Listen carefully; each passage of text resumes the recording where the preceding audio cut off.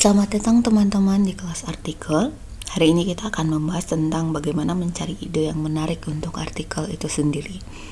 Jadi mungkin sebelumnya kita sudah membahas tentang berbagai macam artikel ya, ada 4. Yang pertama itu adalah artikel praktis ya, yang kedua artikel ringan, yang ketiga artikel pada kolom opini, dan yang keempat adalah artikel yang ditulis oleh para ahli. Nah, untuk menulis artikel itu sendiri gimana ya caranya kita bisa menemukan ide yang menarik. Jadi ini ada beberapa referensi yang bisa teman-teman jadikan sebagai panduan ya. Jadi ada sumber artikel teman-teman. Nah, di sini ada pengalaman pribadi ya. Pengalaman pribadi itu bisa jadi apa yang pernah teman-teman hadapi dalam keseharian.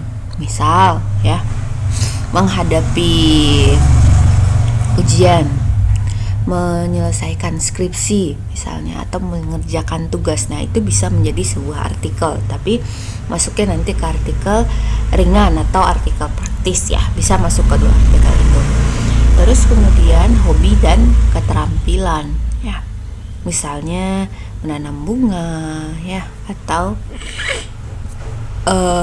membaca atau memasak, olahraga, itu termasuk hobi. Pengalaman pekerjaan atau profesi, pelajaran sekolah, kuliah, seminar, dan pelatihan. Mungkin kalau di kita jurnalistik berarti pelajaran kuliahnya misal tata cara menulis artikel. Nah, itu bisa dijadikan sebagai tulisan dalam artikel ringan ya. Atau misalnya kita mau membahas melalui artikel opini, artikel yang ada di kolom opini. Teman-teman bisa membahas tentang dunia jurnalistik ya. Misalnya tentang etika profesi wartawan. Nah, itu berkaitan dengan latar belakang pendidikan kita. Atau misalnya kita mau mewawancarai orang yang ahli, misalnya teman-teman mau mewawancarai, kalau misalnya sekarang yang tren itu kan ibu kota baru ya. Nah, teman-teman ingin mewawancari orang yang menang sayembara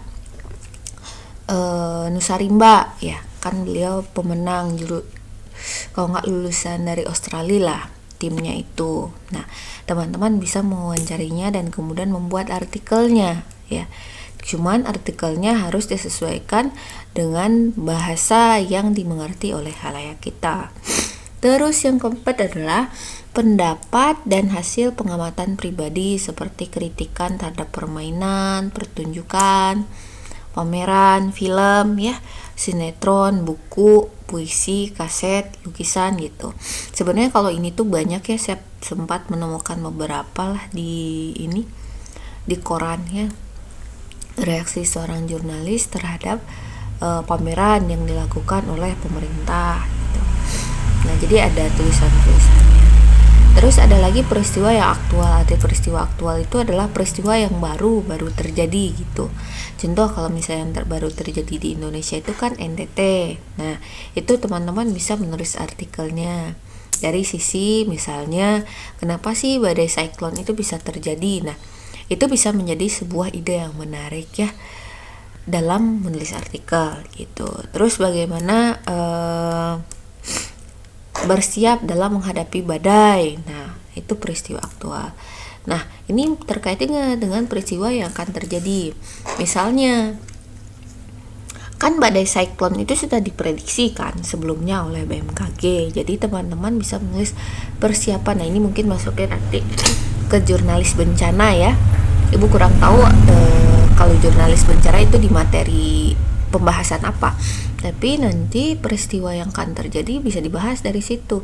Persiapan yang harus dilakukan sebelum terjadi gempa. Kalau misalnya di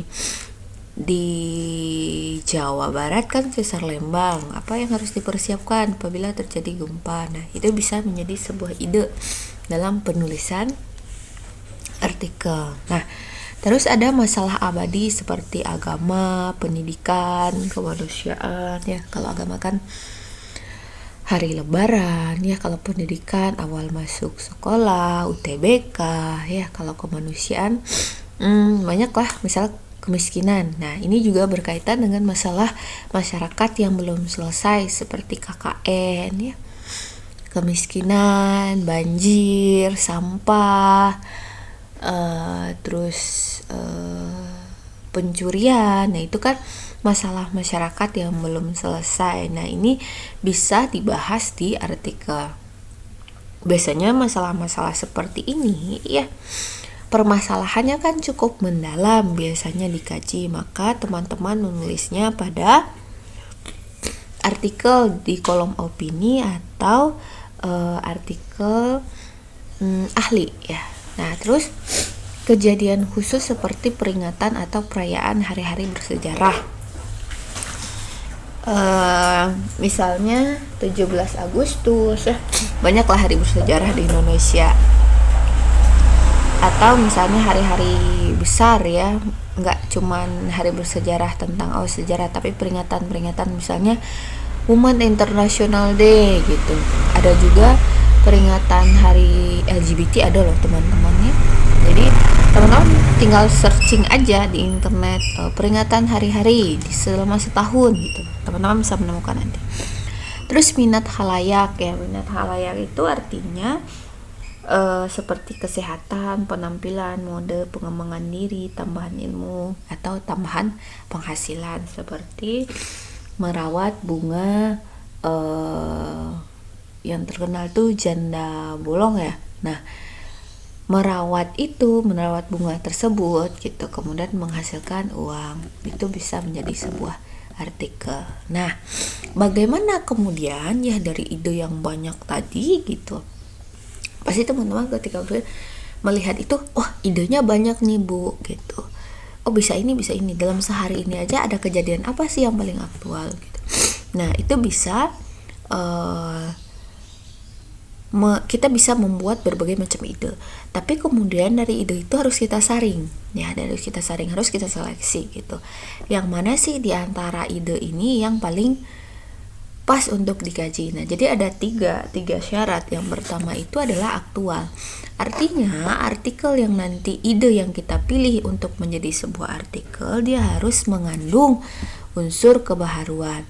Artinya unsur kebaharuan yang fresh ini ya bukan berarti peristiwanya yang baru, tidak. Bukan hanya peristiwa yang baru, tapi apa kebaharuan dalam tulisan kita gitu.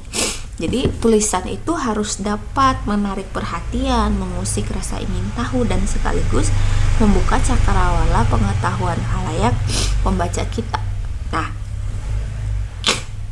Nah, makanya kita harus banyak membaca dan harus tahu referensi, karena takutnya apa yang kita tulis itu sudah ditulis oleh jurnalis sebelumnya gitu, bahkan oleh orang biasa. Jadi memang harus memiliki kebaharuan ya.